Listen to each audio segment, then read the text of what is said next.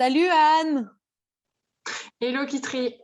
Je suis très heureuse de t'accueillir pour ce nouveau partage d'expérience parce que tu as eu une évolution fulgurante et je suis heureuse du coup que tu puisses transmettre tout ce que tu as vécu ces derniers mois et le changement de regard certainement que tu portes sur la vie et j'ai vraiment à cœur que ça puisse être diffusé au plus grand nombre. Est-ce que tu peux Alors, nous partager du coup, ton parcours, où est-ce que tu en étais il y a quelques mois? Ce que tu as traversé, où tu en es aujourd'hui?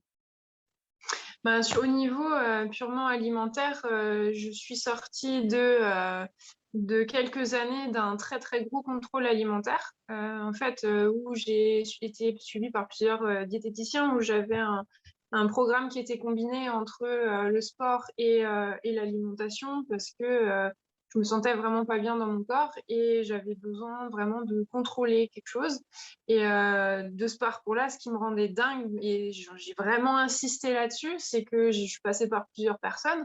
Et en fait, je voyais les avant-après, mais juste que chez moi, même si j'appliquais à la lettre les trucs, enfin, chez moi, ça marchait genre pas du tout, quoi. Même ils se grattaient la tête en se disant, mais comment c'est possible?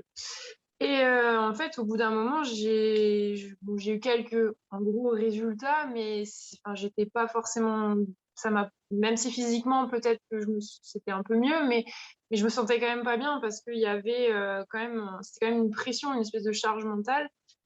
D'autant plus que je ne souhaitais absolument pas imposer ce que je mangeais à mon conjoint. Donc, de ce fait, je cuisinais pour moi et je cuisinais pour lui. Donc, c'était toute une organisation. Et L'objec jusqu'au moment où, l'objectif de ces accompagnements, c'était de perdre du poids? oui, de perdre du poids et surtout enfin, de me raffermir aussi, parce que bon, après, je veux dire, dans le sens où j'aime bien bouger, et donc il y avait un sport qui me plaisait bien, donc j'étais à fond là-dedans, ça m'allait bien, donc je voulais un peu, on va dire, optimiser tout ça pour faire en sorte d'avoir quelque chose un résultat qui me plaise. Et concrètement, au bout de quelques années, je saurais plus dire combien, mais je pense facile 4 5 ans, de vraiment contrôle pleine balle, j'ai vraiment tout envoyé péter parce que juste c'était plus gérable du tout pour moi. Et la grosse blague, c'était que j'ai commencé à manger, mais genre n'importe comment, dans le sens comme je voulais, ce que je voulais. Ben, grosse surprise, j'ai pas pris plus de poids que ça, en fait. Voilà, c'est même ça a stagné, je ressemblais à la même chose, en fait. Donc en gros, le gros truc qui fait bien mal, c'est que en gros, tu fais tous les efforts, machin, t'es bon élève, tu appliques ton truc, tu as très peu de résultats, t'envoies tout péter, c'est pareil, en fait. Donc là, je me suis vraiment posé la question il y a sûrement autre chose où il faut aller creuser, parce que là, j'ai travaillé sur le côté alimentaire et sport, mais même à ce moment-là, je savais que l'être humain, c'est un peu une globalité. Donc, du coup, je me suis dit, bon, bah là, maintenant, va peut-être falloir travailler sur autre chose. Et c'est là où je t'ai rencontré. Je suis tombée sur ton compte Instagram et franchement, je sais même plus comment. Mais du coup, c'était là le début OK, là, ce que tu partageais me parlait beaucoup. Et de ce fait, je me suis dit, bah, OK, je vais tenter cette nouvelle approche pour voir comment travailler sur mon corps, l'approche en tout cas. Et c'était ça la porte d'entrée. Mais à cette époque-là, je ne savais pas encore les portes que tu allais ouvrir. Voilà.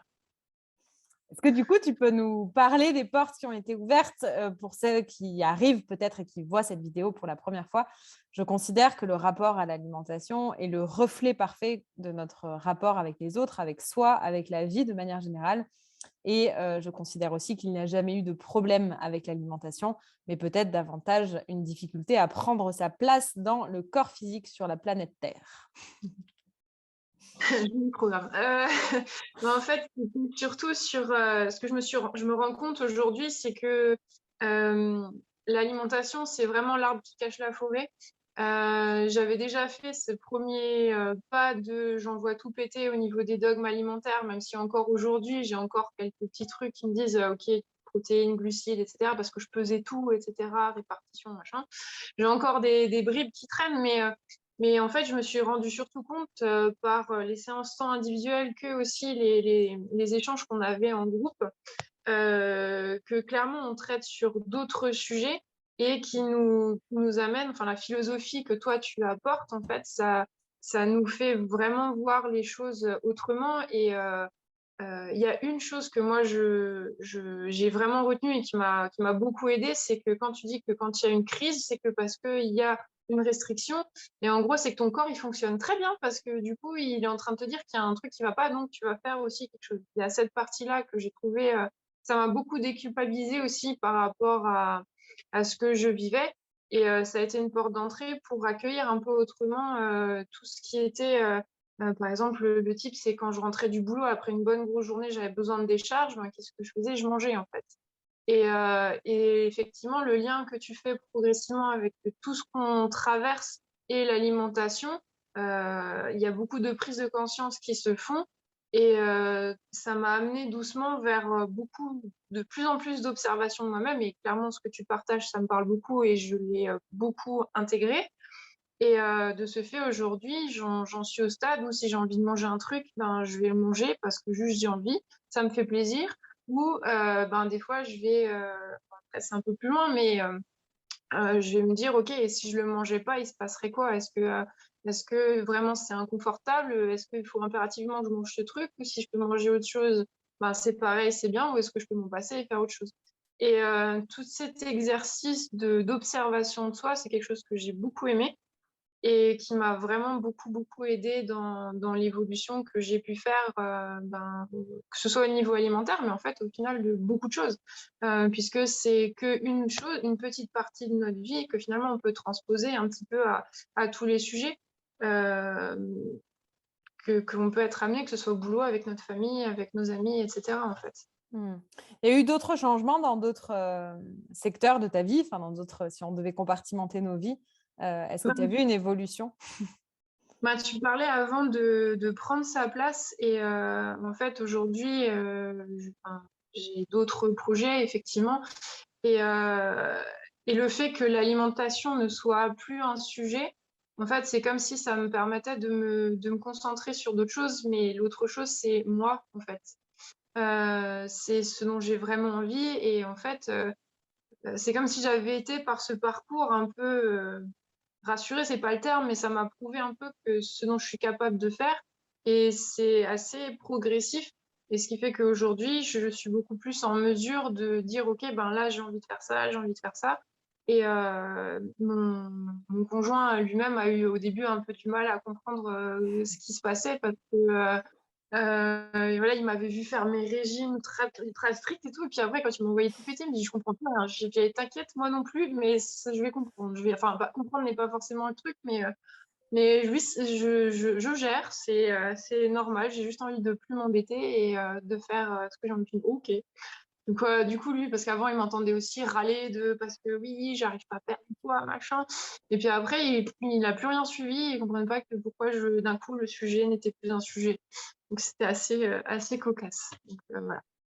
Est-ce qu'il y a des choses qui te semblent importantes de partager, des enseignements, enfin des choses qui t'ont particulièrement marqué, des choses qui ont changé dans ton quotidien à la suite de l'accompagnement, mais bon, de ton parcours de vie de manière générale, euh, dans le registre professionnel, mais aussi peut-être perso? Est-ce que tu as des nouvelles activités, des nouvelles choses qui t'animent?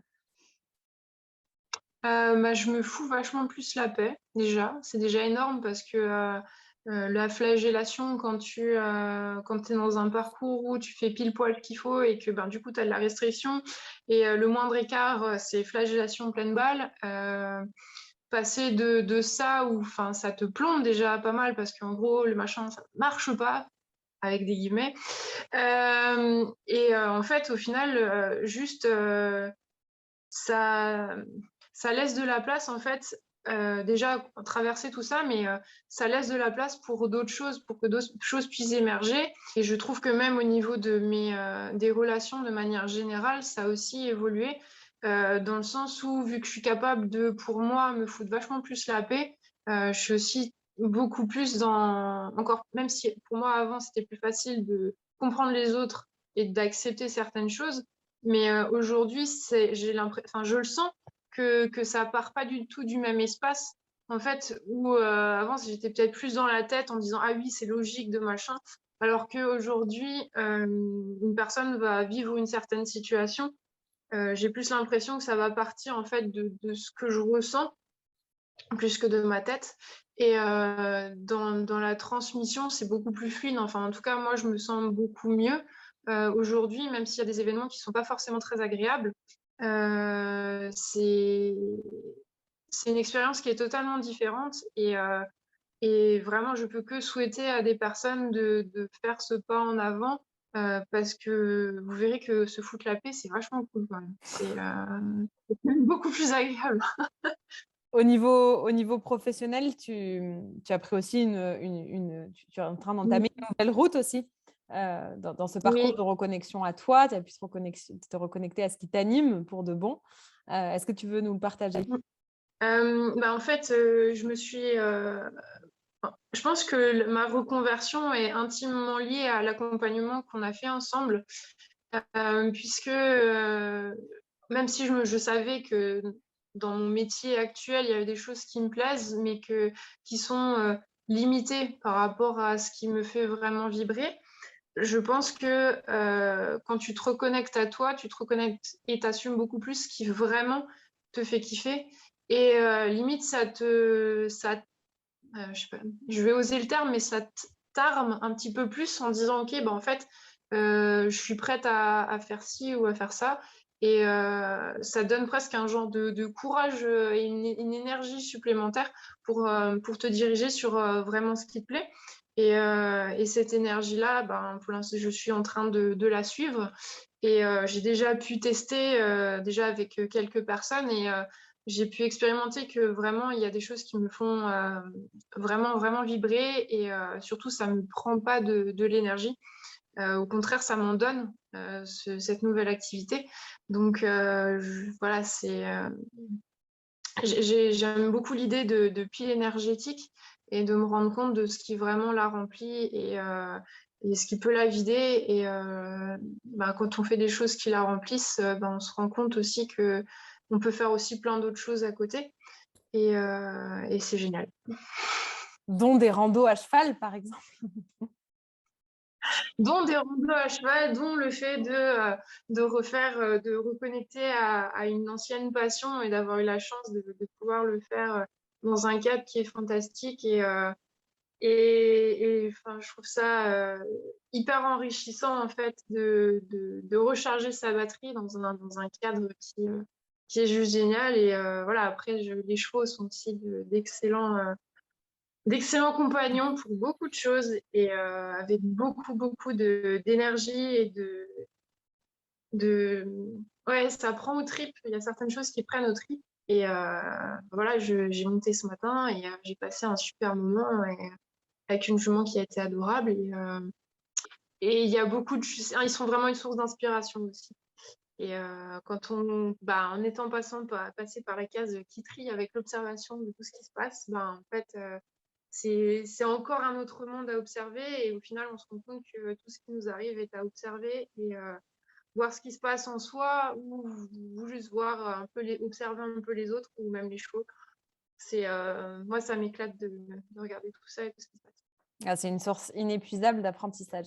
Et tu l'as joliment dit, et je vais le redire, notre rapport à l'alimentation est parfois une manière non écologique de répondre à ces valeurs profondes parce que justement, dans notre quotidien, il n'y a pas suffisamment de choses qui nous nourrissent en profondeur, pas au sens calorique du terme, mais en profondeur. Et donc, on va chercher à le combler avec notre assiette.